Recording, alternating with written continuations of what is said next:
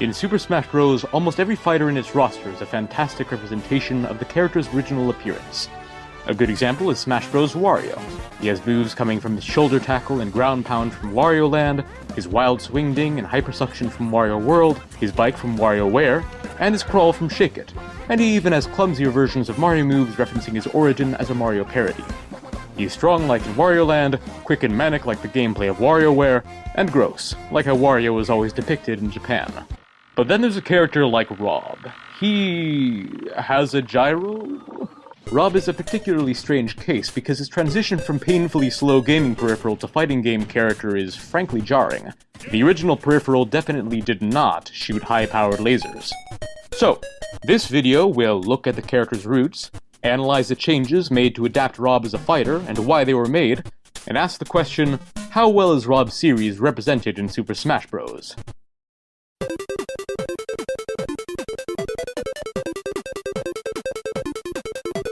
Following the video game crash in 1983 in North America, many American retailers were skeptical of video games as a medium. This was a problem for Nintendo, who wanted to sell their Famicom outside of Japan. To convince American retailers, Nintendo initially marketed their console as more of a toy. They called it an entertainment system, and sold it with accessories such as the NES Zapper and, more importantly, a cute little robot named R.O.B. R.O.B, or Robotic Operating Buddy, or the world's first video robot, was an NES peripheral designed for playing specific games. He was created by Nintendo engineer Gunpei Yokoi and his team at R&D 1. The player gave commands to R.O.B to open or close his arms, or to move them up, down, left, or right. In Stack Up, the TV screen would show some permutation of colors, and R.O.B would need to stack up colored blocks to match the specified pattern. It was basically a children's game, but played by a slow, indirectly controlled robot. In Gyromite, R.O.B needed to spin a pair of tops, referred to as gyroscopes or gyros, and use them to depress buttons, to help Professor Hector navigate his laboratory shown on the TV screen, and get to the stacks of dynamite before they exploded. Nintendo's marketing ploy was successful, and the NES went on to sell 34 million units in the Americas. With his sleek look and novelty, R.O.B helped greatly in garnering initial support for the NES. However, the peripheral itself ended up selling very poorly, and the two aforementioned games were the only ones compatible with R.O.B that Nintendo ever released. The poor robot was discontinued, and largely forgotten by the general public till 20 years later, when in a shocking reveal he was introduced as a new playable fighter in Super Smash Bros. Brawl. The first and most important challenge, when adapting R.O.B for a fighting game, would have been deciding how he would perform basic movement. Previously, he had appeared in Mario Kart DS, but in that game he didn't need to move out of his cart. The walking, running, jumping, these functions are easy for a character with legs, but not so for R.O.B. To solve this issue, series creator Masahiro Sakurai turned to rocket science. He replaced the battery slots in R.O.B's base with 8 thrusters, capable of a variety of power settings. For his walk cycle, R.O.B activates his thrusters at the lowest setting, and leans gently forward. As he moves into his run cycle, R.O.B increases his thrusters' power and leans forward even further. In order to jump, R.O.B uses a quick burst from his thrusters, and finally, in his recovery move Robo Burner, R.O.B unhinges a newly added pair of locks, allowing him to open up his stand so that rocket fins can come out, as he fully activates his thrusters. Like with an actual rocket, the fins are designed for improved stability as R.O.B takes to the sky, but they also serve as an extra visual clue for onlookers to let them know when R.O.B is using his recovery move. R.O.B's use of rocket thrusters is not based on anything from his series. It was simply a convenient way to give R.O.B some basic mobility. However, the fact that R.O.B has limited propellant and needs to recharge periodically could be a reference to the AA batteries that the original R.O.B had in his stand instead of thrusters. As will soon be apparent, many details regarding the R.O.B peripheral were taken into consideration for his Smash design, but very little comes from the games with which the peripheral operated. With basic mobility out of the way, designing a moveset for R.O.B would have been different from designing a moveset for a more traditional video game character like Mario or Pikachu. It would not be a question of how to best represent his appearance in a series, but rather how to make this barely moving robot function as a fighter at all. This would require many more changes to R.O.B's design. Starting out, the devs made R.O.B, who was originally made of plastic, heavy, boosted the speed at which he is able to act, and got rid of that annoying sound he made. Thank goodness for that. As far as actual attacks go, R.O.B mostly sticks to whacking enemies with his arms, which makes sense considering his design. However, since the original R.O.B could barely move a colored block a few inches to the left or right, the devs wisely decided to limber R.O.B up a bit. For a start, they replaced his static chassis with a mechanical spine that had multiple vertebrae. This was an important change that allowed the animators to have R.O.B do complex movements such as climbing up a ledge, as well as basic movements such as crouching. Next, R.O.B's stiff shoulders were upgraded, allowing him to move his arms with comparable freedom of movement to a human. A couple of new joints were added, giving R.O.B the equivalent of elbows and wrists. R.O.B's torso, which was incapable of fully rotating to look behind, was upgraded to 360 degrees of rotation so he can do stuff like his arm rotor. Even though that should totally break his cable, which was likely the reason why the original R.O.B was limited in this way. And finally, R.O.B was given an incredibly flexible neck, so he can turn his head to look at the camera, and also do this. Even after all these upgrades though, R.O.B's neutral position still has his arms up in his iconic pose, despite being fully capable of keeping them at his side. It is iconic after all. Now at this point, R.O.B can run, jump, grab, and wall at people in a stiff yet functional manner. But frankly, that is not a very interesting moveset, and Masahiro Sakurai likes making diverse movesets. Look at Bowser. It's not enough for him to just punch people and breathe fire. He also kicks, hits people with his spiny shell, and just falls on people.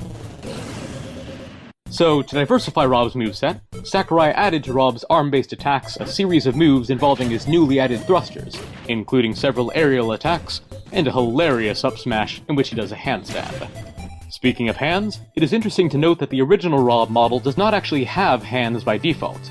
Instead, notches on his arms allowed for specialized hands to be attached for each game. For Gyromite, he gets these claws to grip the gyro, and for Stack Up, he has stump hands to hold the colored blocks. Strangely, despite Smash Bros. R.O.B using a gyro, he actually uses Stack Up stump hands. R.O.B has several animations, such as the aforementioned handstand, in which he pushes against the floor with his hands, so perhaps the animators thought that his claws would not be suitable for such movements. After all of these hardware changes, R.O.B now works as a Smash Bros. Fighter. So now let's look beyond his somewhat generic attacks to look at what, if anything, Sakurai did with R.O.B to reference his roots. When asking whether R.O.B's moveset takes anything from his original games, it makes sense to look at his original, very limited moveset. As stated in all of R.O.B's official NES manuals, R.O.B performs three kinds of movement: grasps and releases objects. Smash Bros. R.O.B technically does this in his grab, but so do all the fighters. Next, R.O.B turns and carries objects to the left and right. R.O.B also technically does this in his back throw.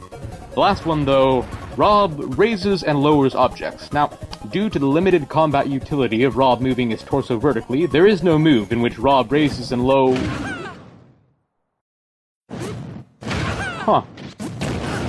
Well, even if this was not Sakurai's intention, it is interesting to note that all three of R.O.B's movement types, according to his manuals, are technically represented in Smash Bros. Let's move on to a more obvious connection to his original games, and one of the most unique projectiles in the Smash Bros. Series, the gyro. In R.O.B's Down Special, he uses a spinner to charge up one of the gyroscopes from Gyromite, and can fling it away from him. The gyro will spin on the ground for a while and hurt anyone who touches it before it eventually falls over. The longer the gyro is charged, the farther it goes, and the longer it will spin before losing its momentum. This represents Gyromite perfectly, and not just because the original spinning gyros were dangerous enough to warrant an entire page in the Gyromite manual begging kids not to touch them. Gyromite was a slow-paced, cerebral game in which the player had to figure out where to position the gyros while also keeping track of how much spin the gyros had.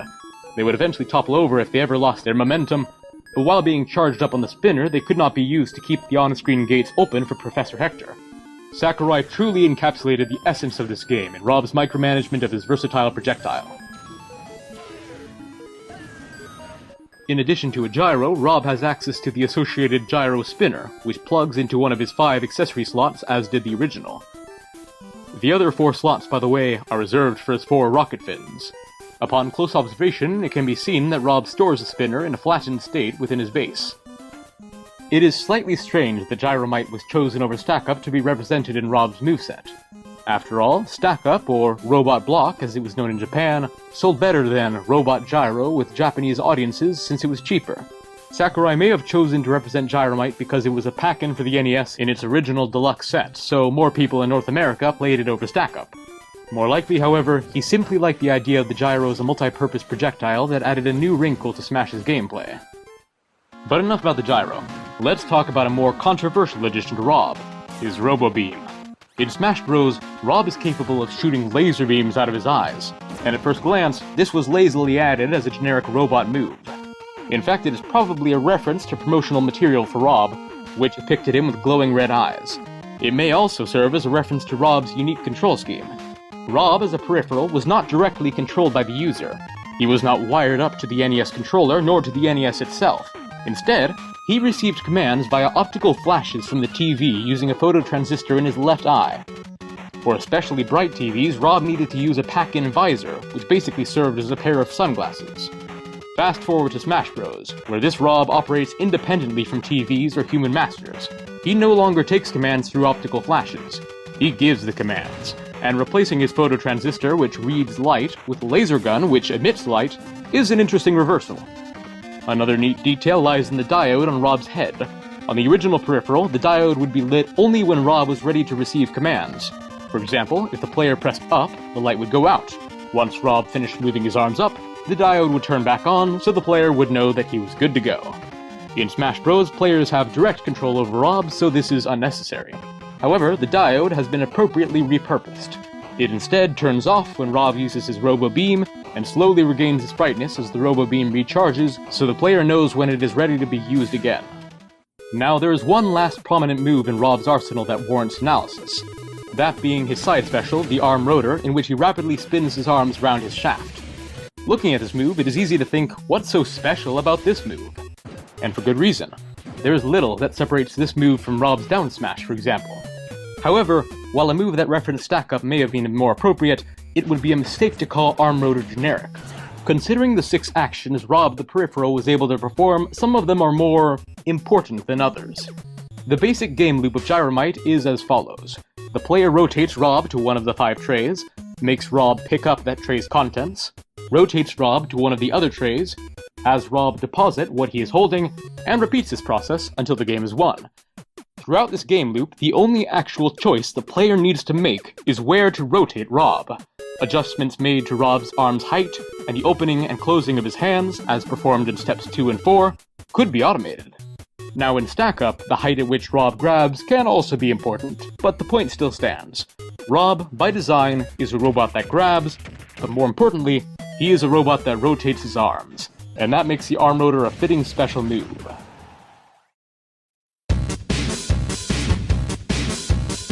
There's more to R.O.B's Smash Bros. Design than just his hardware and move origins. Let's examine the smaller details. On the Smash Bros. Dojo, Masahiro Sakurai characterizes R.O.B's gently playful behavior as charming. Gently playful behavior? In fact, despite his robotic movement, R.O.B's playful side does occasionally come through. Most of the time, R.O.B seems like a pretty straightforward, no-nonsense character, and then he does a crazy handstand attack, or throws out a boxer's uppercut, or performs a flying reverse pile driver? Furthermore, while it's only one move, R.O.B's forward smash says a lot about who he is. He spins his head around in circles in preparation to fire off a close-range energy blast, but he doesn't have to do so. Spinning his head offers no tactical advantage. He just does it to unnerve his enemies, since it leaves them guessing when he's going to attack. It's a mind game. R.O.B is that kind of guy. There's also the fact that he brings a top to a battlefield, because few things are more disrespectful than boxing out the king of evil with a children's toy. Finally, there are a few other cool details in R.O.B's design that are easy to miss, because they all involve his eyes. For one, R.O.B's eyes glow a staticky green and black when he gets hit. It is his equivalent of a dazed facial expression. This is possibly a reference to the series of commands that he reads using his eyes, which he receives as a series of green and black optical flashes. R.O.B reads green flashes as 1s and black flashes as 0s. If for some reason R.O.B saw a flash that was simultaneously green and black, it is likely that he would be unsure how to respond and be left in a confused state. Meanwhile, when he eats super spicy curry, R.O.B's eyes actually turn red. Another cool detail is that R.O.B actually has eyelids. This is easiest to see when he is stunned after a shield break during which he has his eyes closed, but in fact R.O.B actually blinks periodically. He also closes his eyes during this adorable roll he does after tripping, as if he's too afraid to look. He gets very, very angry when charging his down smash, and he is so scared when he gets grabbed. For a character without a mouth, R.O.B was made pretty expressive.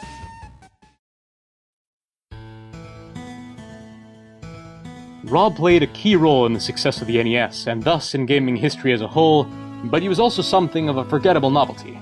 By adding him to the Smash Bros. Roster, Masahiro Sakurai immortalized him, and paid tribute to his legacy. It is just a shame that, mirroring the fate of the original Peripheral, Rob as a Smash Bros. Fighter has been mostly forgotten by Nintendo. As of Super Smash Bros. Ultimate, Rob is the only playable fighter with no stage that represents his series. He has a single music track and no music from Gyromite. There is no dynamite item or stack up assist trophies, and there are no Rob series spirits other than those of Stack Up and Gyromite. Where are his creators, Professors Hector and Vector represented by a pair of Dr. Marios, or a team of turnip-loving Smicks represented by a group of Peaches spamming turnips, or Flipper and Spike who periodically reverse your controls? How well is Rob's series represented in Super Smash Bros? Not very well. But even if the series is poorly represented, the amount of care and enthusiasm that went into making the fighter himself is evident. Thanks to the developers' efforts, the playful spirit of this little robotic operating buddy that could is present as he gets to join for the very first time his on-screen contemporaries, Mario, Link, Simon Belmont, and Samus, and deliver them all a sharp right hook.